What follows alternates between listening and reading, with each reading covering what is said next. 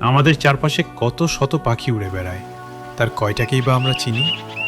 কিংবা ভোরবেলা ভেসে আসা নাম না জানা কোনো পাখির ডাক শুনে চিনতে পারি কি কে গাইছে এই গান?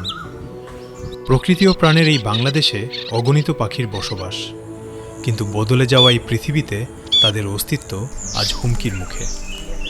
আমাদের এই পাখিদের চেনা, ভালোবাসা আর সংরক্ষণের এক ক্ষুদ্র চেষ্টা থেকেই বাংলাদেশের পাখি।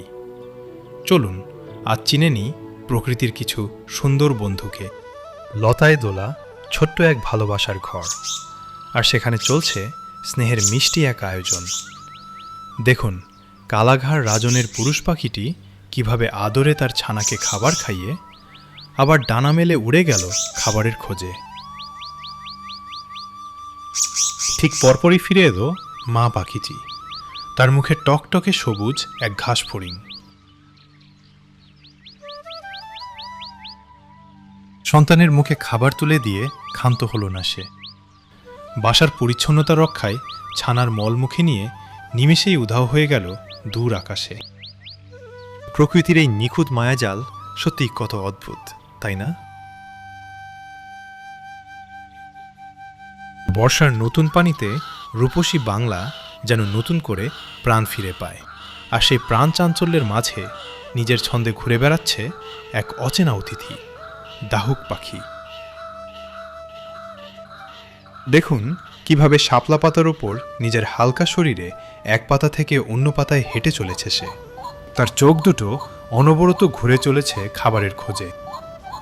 জলের নিচে লুকিয়ে থাকা ছোট ছোট পোকামাকড় কিংবা শাপলার কচি ডাঁটাই আজ তার বিকেলের খাবার। প্রকৃতির এই নীরব সৌন্দর্য আমাদের ব্যস্ত জীবনকে এক মুহূর্তের জন্য হলেও থমকে দেয়। দাহুকের এই চঞ্চলতা যেন বাংলার বিলছিলের এক জীবন্ত ক্যানভাস। এই ছোট্ট পাখিটিকে চেনা চেনা লাগছে কি? ইনি হচ্ছেন আমাদের গ্রামের চেনা পাখি, বাংলা ঝাড়ভরত।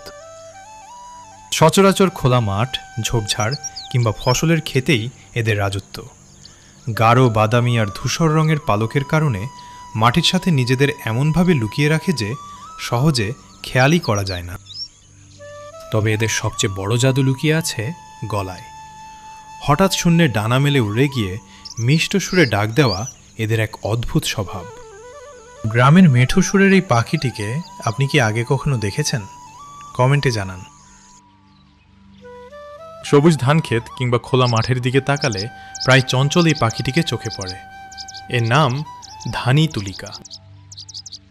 নাম ধানি তুলিকা হলেও শুধু ধানক্ষেতেই নয়, শুকনো মাঠ ও মেঠো পথ জুড়ে এদের অবাধ বিচরণ।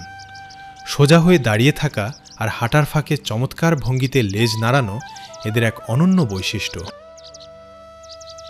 মাটির বুকে লুকিয়ে থাকা ছোট ছোট পোকামাকড় খুঁজে নেওয়ার কাজে এরা দারুণ পটু। কৃষকের ফসলের ক্ষতিকর পোকা খেয়ে এরা কিন্তু প্রকৃতির এক নীরব বন্ধু হিসেবেও কাজ করে। শীতের আবছা কুয়াশায় ঢাকা এক নরম সকাল।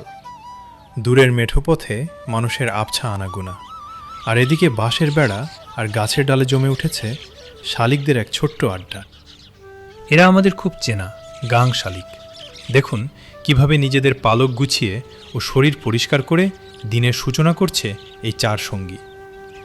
একসাথে মিলেমিশে থাকা আর পরম আনন্দে নিজেদের যত্ন নেওয়া এদের এক দারুণ স্বভাব। নদীর পাড় কিংবা খাড়া মাটিতে গর্ত খুঁড়ে বাসা বাঁধা এই পাখিগুলো গ্রাম বাংলার প্রকৃতির সাথে এক অন্যরকম মায়া জড়িয়ে আছে। প্রকৃতির এই ডানামেলা সৌন্দর্য নিয়ে আমাদের আজকের যাত্রা এখানেই শেষ করছি। পরবর্তী পর্বে আমরা দেখব বাংলাদেশের আরও 5টি চমৎকার পাখির গল্প।